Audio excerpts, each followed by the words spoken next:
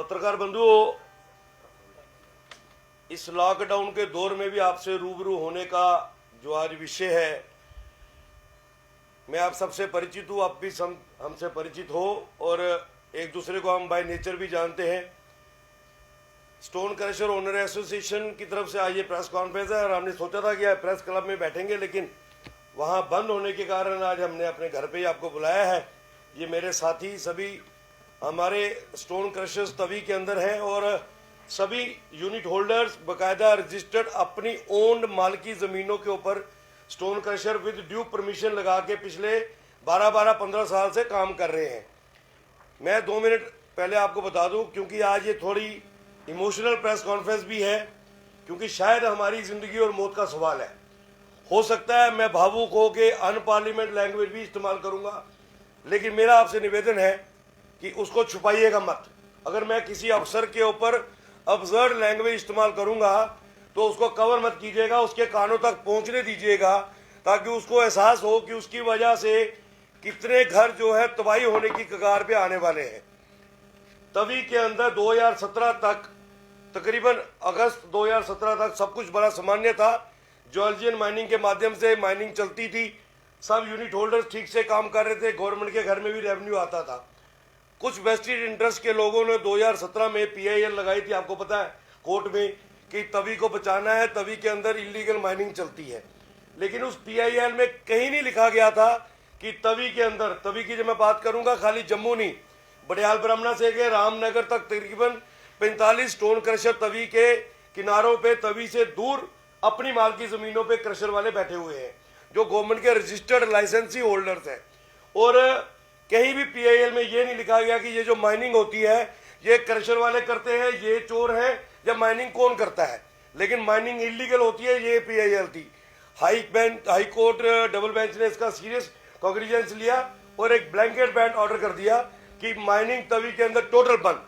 उसमें हम लोग हाई कोर्ट में गए कि सर हमारा क्या कसूर है, हम तो इंडस्ट्री है, गवर्नमेंट आलू बनाने वाले, पोटैटो की चिप्स बनाने वाले इंडस्ट्री को भी सब्सिडी देती है कि तुम कहीं से आलू लाते हो तो हम आपको किराया देंगे, आप अपनी फैक्ट्री चलाओ। हम तो गवर्नमेंट से कुछ नहीं मांग रहे, अगर हम रॉ मटेरियल उठाते हैं हम उसकी रॉयल्टी पे करते हैं, तो हमें काम करने दो। अलबत्ता गवर्नमेंट हाई कोर्ट ने उसका सीरियस कॉग्निशन लिया, डिवकॉम को भी उसका पार्टी बनाया, चीफ सेक्रेटरी को भी नोटिस किया।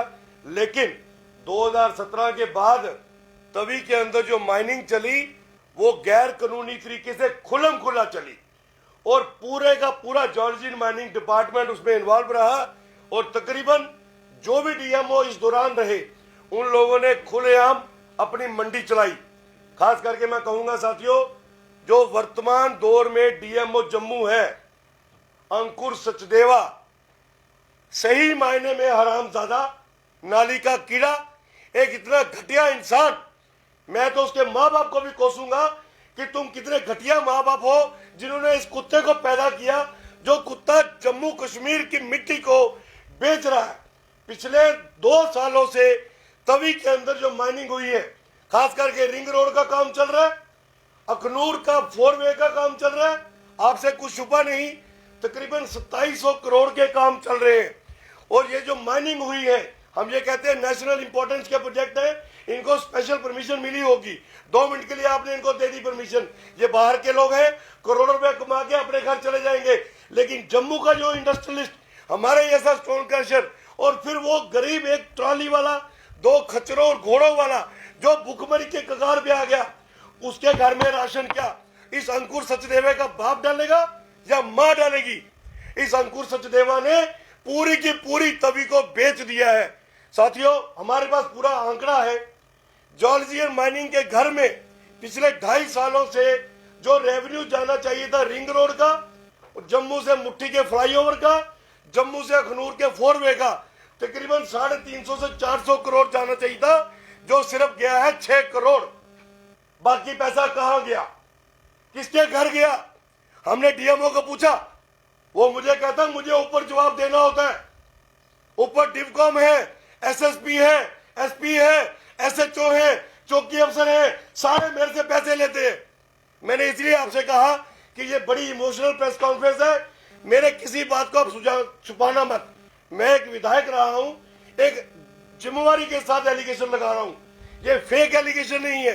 एंटी करप्शन ब्यूरो के पास डीएमओ जम्मू के खिलाफ एक केस रजिस्टर्ड है। क्यों एंटी करप्शन ब्यूरो ने फाइल को बंद किया? एंटी करप्शन ब्यूरो के हेड अनिल जैन साहब बहुत ही शरीफ और ईमानदार आदमी है। इसका मतलब सेक्रेटरीट से ऊपर से प्रेशर पड़ा कि इस फाइल को बंद करो, क्योंकि हमारा जो दलाल है अंकुर सचदेवा हरामजादा, उसने एक बीड़ा उठा लिया है कि वो पूरी की पूरी तभी को बेचेगा। मित्रों, हमारे क्रशर्स को लेकर नवंबर 2020 में इसने हमारे 14 क्रशर्स के ऊपर रेड किया, साथ में अखनूर के क्रशरों पे भी किया, और हमें कहने लगा कि आप लोग इलीगल चलते हो, आपका स्टॉक में चेक करूंगा और आपको पेनल्टी डालेंगे। हमने कहा आप हमारा स्टॉक चेक करो, अगर हमारे यहाँ से चोरी का सामान बरामद होगा हम पेनल्टी पे करेंगे। इसने कोई बरामदगी नहीं की, कोई रिपोर्ट नहीं डाली, कोई हमारे साइन नहीं है, और हमें नोटिस भेजा।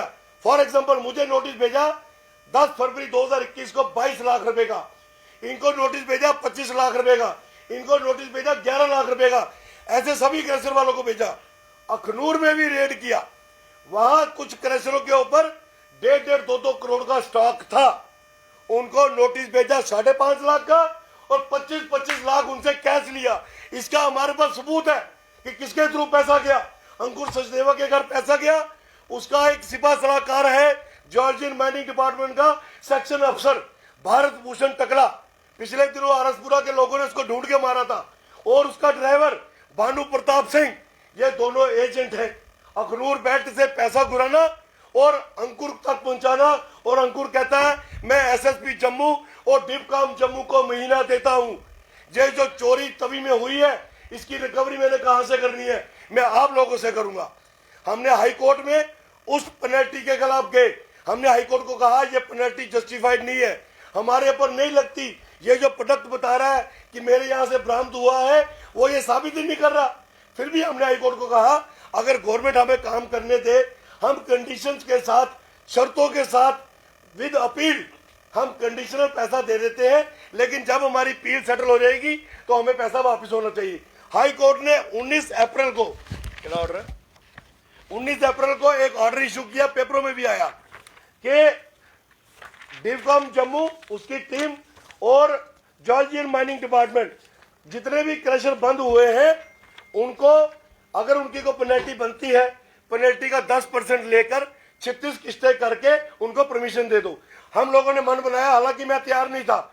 मैंने कहा अगर मैं मान गया कि मेरा 22 लाख में पेनल्टी निकलती है, इसका मतलब मैं चोर हूं और मैंने कन्फेस किया है, मैं नहीं मानूंगा। इन लोगों ने मुझे बोला रंधावा साहब हमें बिजनेस करना है, काम करने दीजिए, बाकी लड़ाई लड़ेंगे कोर्ट में, अगर हम साबित हो गए हमें पैसा वापस मिल जाएगा। हमने कहा गो हेड। हमने अंडरटेकिंग बनाए। जब अंडरटेकिंग देने की बारी आई तो इस हरामजादे ने क्या किया, इसको पता लग गया ये अंडरटेकिंग देने लगे हैं, अब तभी की बेल्ट चल पड़ेगी। अखनूर में जो इसके बाप इसको महीना देते हैं, जिनसे 2.5-3 लाख रुपए ये महीना लेता है, वो इसको काम नहीं करने देंगे। इसने हमें 27 तारीख को नए नोटिस निकाले। जैसे मेरा पहले 22 लाख था, 27 तारीख को मुझे कहता आपका 75 लाख रुपया और बन गया। मतलब आगे मैं 97 लाख रुपया गवर्नमेंट के घर में दूंगा तो मैं काम कर सकूंगा, वरना मैं नहीं कर सकूंगा। मैंने डिप्टी डायरेक्टर और डायरेक्टर और कमिश्नर को साफ कह दिया, हम में से कोई भी व्यक्ति जो है ना तो चोर है, ना हम पेनल्टी भरेंगे। हाँ, हमने एक तय कर लिया है, अगर एक हफ्ते के अंदर अंदर इस पेनल्टी को सेटल नहीं किया गया, इसको वेव ऑफ नहीं किया गया, हम एक हफ्ते के अंदर अगले सोमवार को 10 तारीख को सभी स्टोन क्रशर वाले अपने परिवार के साथ डीएमओ के दफ्तर के बाहर आत्मदाह करेंगे। मैं विद अथॉरिटी एक विधायक होने के नाते आपको बता रहा हूं, और खुद नहीं जलेंगे। पहले इस हरामजादे डीएमओ को जलाएंगे जिंदा, इस हरामजादे नाली के कीड़े को पहले जिंदा जलाएंगे, उसके बाद खुद को आग लगाएंगे। 3 दिन पहले मेरी इससे बात हुई, मुझे कहता रंधावा साहब जो करना कर लो, ये पैसे आपको देने पड़ेंगे। मेरे मुंह से भी कुछ अल्फाज निकले, मुझे कहता तुम्हारे ऊपर भी है। मैंने कहा कौन है? कहता डॉक्टर जितेंद्र सिंह का एजेंट भारत भूषण मेरे से हर हफ्ते पैसे लेता है, उसको पूछो किस बाप के लिए पैसे लेता है। मैंने डॉक्टर जितेंद्र सिंह को फोन किया, उसने मेरे फोन नहीं उठाए। मित्रों, हम जम्मू वालों की बदकिस्मती रही है, हम लड़ाई लड़ते रहे हैं कि हमें सन ऑफ द साइल अफसर चाहिए, जम्मू का आईपीएस चाहिए, जम्मू का आईएएस चाहिए। आज जम्मू के आईपीएस आईएएस अफसर ने हमारा जीना हराम कर दिया है। ये चंदन कोहली, ये हमारा डिपकॉम, जिसको डिपकॉम जम्मू लगाने के लिए हम भी लड़ रहे थे, मैंने मुबारक दी थी अपने डिपकॉम लंगर को कि तुम सन ऑफ द साइल हो। जिस दिन ये नोटिस निकला तब से लेकर अब तक मैंने 32 कॉलें की राघव लंगर को कि हमारी बात सुनो। उसने मेरा फोन नहीं उठाया और मुझे आगे कह रहा I will call you back. मैंने उसको लिखा I know you will not call me back and I will shoot one of your mentally sick अफसर। उसके बावजूद भी मेरा वो मैसेज आप देख सकते हो जो मैंने टिपकॉम को लिखा था कि अगर आपने मेरी बात नहीं सुनी मैं खुद को भी गोली मारूंगा और आपके एक मेंटली सिक अफसर को भी गोली मारूंगा। लेकिन उसने आज तक मुझे फोन नहीं किया। यहां तक कि हमारे एक अधिकारी जिनके तलुए ये टिपकॉम चढ़ता है उनको भी मैंने बताया, उन्होंने इसको फोन किया भाई कोई टेंशन हो रही है, रंधावा साहब से बात करो, पूरी घर जो है खराब होने की कगार पे आ गए। 3 दिन हमारे घरों में मित्रों 3 दिन हमारे बच्चों ने रोटी नहीं खाई, हमारे घर में कलेश बना रहा कि हमारी रोजी रोटी खत्म हो जाएगी। ऐसे हालात बन गए पानी का बेटा। लेकिन आज तक डिपकॉम जम्मू ने एक बार हमें बुला के पूछना नहीं ठीक समझा, बताओ तो क्या है। तो मित्रों मैंने आपके सामने सारी पिक्चर क्लियर की है। हमारी मरने की बारी आ चुकी है। इनमें से मैं किसी को नुकसान नहीं पहुंचाऊंगा। पहली गोली भी मारूंगा तो खुद को मारूंगा, पहले आग भी लगाऊंगा तो खुद को लगाऊंगा, लेकिन पहले उस हरामजादे डीएमओ को आग लगाऊंगा। पहली गोली भी मारूंगा उस डीएमओ अंकुर सचदेवा को गोली मारूंगा। और मैं आपसे फिर निवेदन कर रहा हूं कि मेरे कोई भी वर्ड्स काटना मत, इसको पीएमओ तक पहुंचाओ। इसको जितेंद्र सिंह को बताओ कि तेरे को दिल्ली इसलिए नहीं भेजा कि तू यहाँ पर एजेंट खड़े कर। भारत शर्मा हरामजादा हमारी पार्टी का कार्यकर्ता है और हरामजादा दलाल बना हुआ है।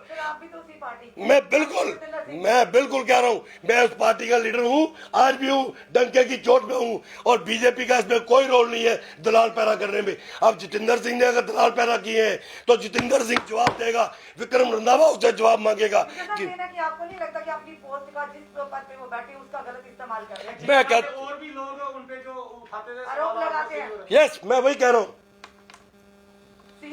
बीएसएफ एस्पिरेंट्स की बात करें, लगातार 2-2.5 महीने से ऊपर तक उन्होंने जितेंद्र सिंह जी के वायदे के ऊपर बैठ के उनकी उम्मीद लगाई थी, पर कहीं ना कहीं उन्होंने उनकी बात सुनना और भी कई डिपार्टमेंट्स हैं इन लोगों ने जितनी लोगों के साथ खिलवाड़ किया है ना, मैं आपको बता रहा हूँ, क्या अंकुर सचदेवा, क्या उसके ऊपर जो बाप बैठे हैं या जिनको वो एजेंट कह रहा है, अगर उनको कीड़े नहीं पड़े तो आप जो मर्जी कह लेना, हमारे बच्चे अकेले भूखे नहीं मरेंगे, मरेंगे जितेंद्र सिंह के बच्चे भी, मरेंगे भारत शर्मा के बच्चे भी और मरेंगे अंकुर सचदेवा के बच्चे भी। ये नोट करके रख लेना। विक्रम रंधावा पिछले 30 साल से बीजेपी का वर्कर है। डॉक्टर जितेंद्र सिंह 10 साल पहले पैदा हुआ है, बीजेपी में उसको लाने वाला विक्रम रंधावा है। 2014 में उसको टिकट दिलवाने वाला विक्रम रंधावा है। ये कौन सी दुनिया में बैठा है? मैं मित्रों अगर एलिगेशन लगा रहा हूँ विद अथॉरिटी लगा रहा हूँ। अगर वो अपनी पार्टी के लोगों के साथ ही ऐसा करेंगे, उनकी बात नहीं सुनेंगे, तो खुद सोचिए कि आम जनता के साथ किस तरह से वो बिहेव करेंगे। मैं कह रहा हूँ ना, आज आपके सोशल मीडिया पे ये कमेंट्स आएंगे कि रंधावा जी जिस तन लागे वो तन जाने। मैं खुद भुगत रहा हूँ कि अगर वही कह रहे हैं सर कि जिस तरह से बाकी लोग एलिगेशन यस, लेकिन उस समय कोई भी ये साबित हो गया, ये माइनिंग के मामले में साबित हो गया कि जितेंद्र सिंह का इसमें रोल है। मुझे अंकुर सचदेवा ने कहा कि भारत शर्मा मेरे से अरब से पैसे मांगता है, मैं किस बात के पैसे दूं, मैं कहां से दूं। मित्रों 15 से लेके 25 लाख रुपए की हर महीने की गुराई जो है वो अंकुर सचदेवा करता है। जितेंद्र सिंह जी से बात करने की कोशिश की, उसने मेरे फोन नहीं उठाई, वो कहता है मैं मैदानता में दाखिल हूं, भगवान करे वहां से वापस ना आए। क्या उससे ऊपर किसी आपने भारतीय जनता पार्टी के नेता नहीं, मैंने किसी से नहीं की, मैं किसी का मोहताज नहीं हूं, मैं अपनी लड़ाई खुद लड़ूंगा। मेरे साथ मेरे साथी हैं जिनके सिर पे पड़ी है।